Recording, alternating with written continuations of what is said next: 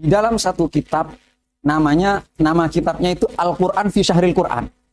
Sesuai dengan tema kita. Dikarang oleh Syekhul Azhar, Syekh Abdul Halim Mahmud. Seorang ulama yang saya sangat senang sekali, meskipun saya sendiri tidak pernah belajar ke sana ya. Tapi dahulunya Syekh Abdul Halim Mahmud, Iqra' bismi rabbikal ladzi khalaq, itu menunjukkan 4 hal. Yang pertama itu Iqra' menunjukkan bahwa ilmu itu di dalam Islam sangat penting sekali. Buktinya ini Iqra', bacalah. Untuk hasil ilmu itu kan harus membaca. Nah, dan kalau dalam hadis Nabi saya kira amat sangat banyak sekali. Bahkan dikatakan talabul ilmi itu lebih utama dari ibadah sunat, dari sholat. Kecuali sholat kalau Imam Syafi'i mengatakan lais afdalu min talabil ilmi illa shalah. Nah, saya ingin ngajak pemirsa, kenapa kok ilmu itu, mencari ilmu itu di dalam Islam diberi keutamaan yang lebih besar daripada ibadah-ibadah yang lain. Ini yang saya kira perlu kita pikirkan bersama.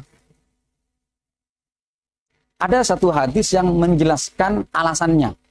Itu di situ disebutkan Nabi Muhammad SAW masuk ke dalam masjid. Lalu di masjid itu ada 2 perkumpulan. Ada 2 perkumpulan, Pak. Biasa di masjid kan. Ada halakoh itu. Ada majelis zikir, ada majelis ilmu. Ternyata apa dawuhnya Nabi? Kedua majelis ini sama-sama baik. Tapi majelis ilmu itu lebih baik. Kenapa? Karena saya ini diutus untuk menjadi pengajar. Di dalam Al-Quran dikatakan, وَالَّذِي بَعَثَ فِي الْأُمِّيِّينَ رَسُولًا يَتْلُو عَلَيْهِمْ آيَاتِهِ وَيُزَكِّيهِمْ وَيُعَلِّمُهُمُ الْكِتَابَ وَالْحِكْمَةَ وَإِنْ كَانُوا مِنْ قَبْلُ لَفِي ضَلَالٍ مُبِينٍ. Ada liyuzakkihim yatlu alaihim ayatihi wa yu'allim, untuk mengajar. Itu yang pertama. Yang kedua, karena ajaran Islam ini, kemurnian ajaran Islam itu bisa dijaga tentu dengan ilmu, oleh ahli ilmu. Kalau kita andaikan, Mbak ya, orang ini nggak ada yang mau cari ilmu. Terus ibadah, sholat, puasa, semuanya cuma ibadah saja, zikir, nggak mau cari ilmu. Lalu kemudian ada orang orientalis misalnya, mencoba menyerang Al-Quran, mencari-cari kelemahan Al-Quran. Pasti yang bisa tampil menjawab itu adalah ahli ilmi. Begitu juga kalau orang misalnya mencoba untuk memalsukan ajaran-ajaran Islam. Itu nanti yang akan bisa menjelaskan ya tetap orang ahli ilmi. Tidak mungkin orang yang hanya sekedar ibadah saja tidak mau cari ilmu. Bahkan ada satu keterangan Imam Ibnu Abdul Bar itu pernah mengatakan ada sekelompok orang maunya cuma ibadah saja, cuma sholat saja, cuma puasa saja, tidak mau hadir ke majelis ilmu. Lalu kemudian dia menyalahi sunnah Rasulullah SAW. Dan bahkan dia mengalirkan darah orang Islam.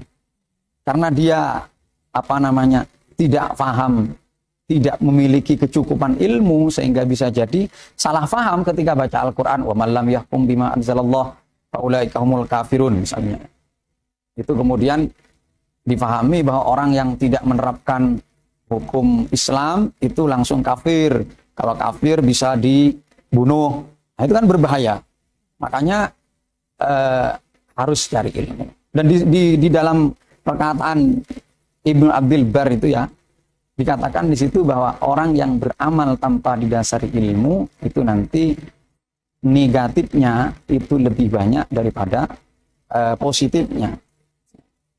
Maka karena itu ayat pertama kali turun adalah perintah Iqra, baca dulu.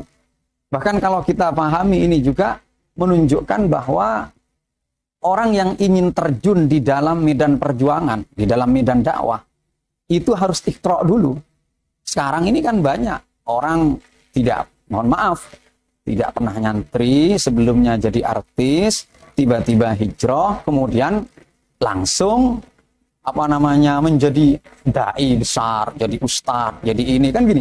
Ini saya kira tidak sesuai dengan ini makna dibalik turunnya Al-Quran ini adalah Iqra yang pertama, mestinya Iqra dulu, belajar dulu, mulai dari bawah.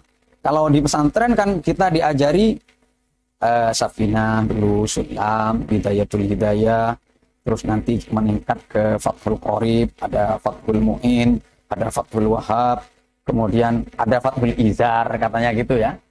Nah itu kan bertahap dulu, bukan kemudian langsung jadi kiai, ya Iqra dulu.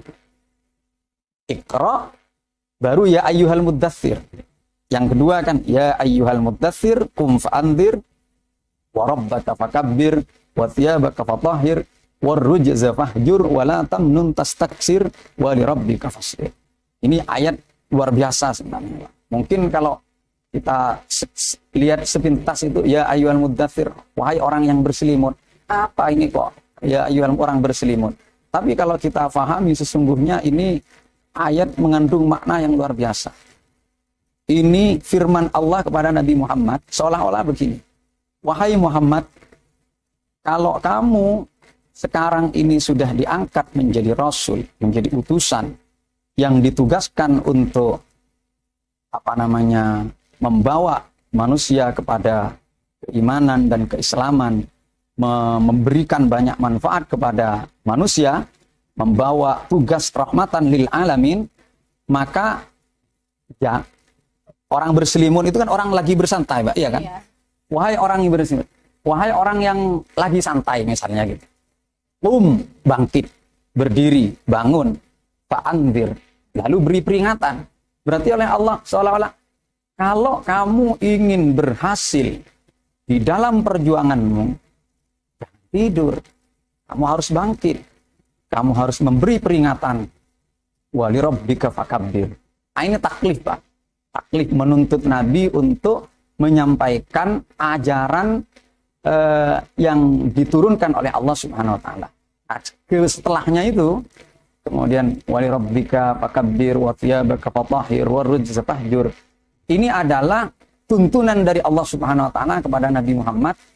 Kalau kamu Muhammad ingin layak menjadi teladan, menjadi uswatun hasanah, kan ada di ayat lain, laqad kana lakum fi rasulillahi uswatun hasanah.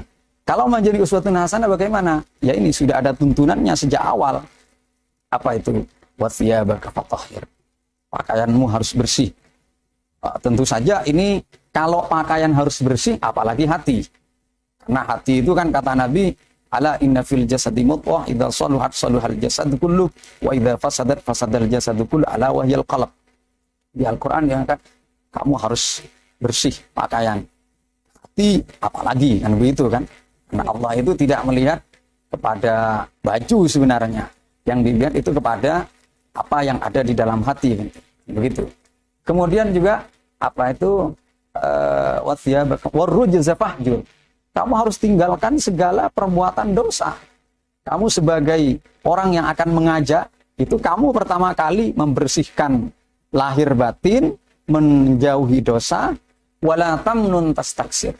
Dan janganlah kamu memberi dengan mengharap lebih banyak.